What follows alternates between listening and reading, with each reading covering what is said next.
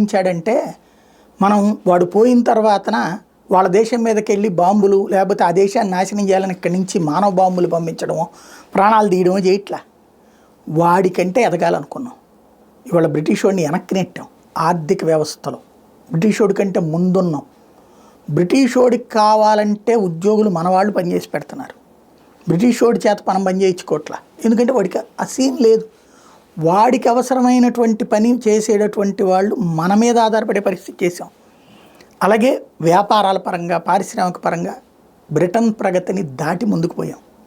వాళ్ళ ప్రపంచంలో 6వ ఆర్థిక వ్యవస్థ బ్రిటన్ది అయితే 5వ ఆర్థిక వ్యవస్థ కాకుండా 4కు వచ్చింది భారతదేశం. అది మనం సాధించిన విజయం. విన్ మనం.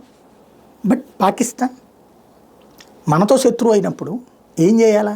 మనం ఏమన్నా దాన్ని తన్నామా లేకపోతే దాన్ని ఏమైనా పరిపాలించామా? వాడు అయ్యా స్వతంత్ర సమరంలో మేము కూడా పాల్గొన్నాం, మా ముస్లింల కోసం దేశం కావాలనుకుంటున్నాం అంటే సరే తీసుకోండి అయ్యా అని ఇచ్చారు. కానీ ఆ తీసుకోండి అయ్యా అని ఇచ్చేలోపు కొన్ని వందల వేల మంది హిందువుల ప్రాణాలు తీశారు. పోనీ ఇచ్చిన తర్వాత తీసుకుని అందరినీ సమంగా పరిపాలిస్తున్నారా అంటే అక్కడున్న హిందువులు బౌద్ధులు జైన్లు మొత్తాన్ని చంపేస్తాం, వాళ్ళని మతం మార్చడం, క్రూరత్వం మాత్రమే తమ అలవాటుగా అలంకరణగా మార్చుకున్నారు.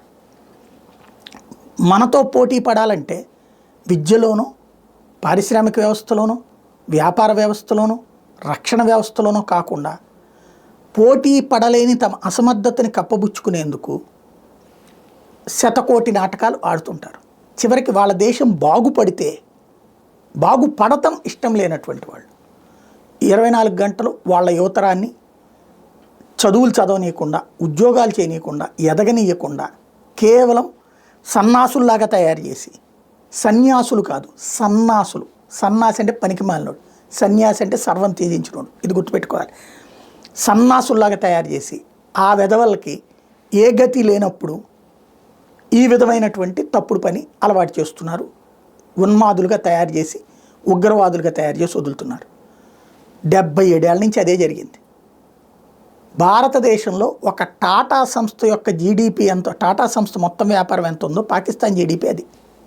అంటే వాడు ఎదిగిన క్రమం చూడండి. మన దేశంలో ఒక కంపెనీ ఆర్థిక వ్యవస్థ పాకిస్తాన్ ఆర్థిక వ్యవస్థతో సమానం. ఇది మనం ఎదిగింది, వాడు దిగజారింది. అయినా వాడిలో మార్పు రాల. కేవలం ఆ ఉన్మాదుల్ని తయారు చేశారు కాబట్టి ఉన్మాదుల్ని మానసిక సంతృప్తి పరిచేందుకోసమే చర్యలు తీసుకుంటూ ఉంటారు, అబద్ధాలతో బతికిస్తూ ఉంటారు. ఇప్పుడు మరొక 50 ఏళ్ళు ఇంతే.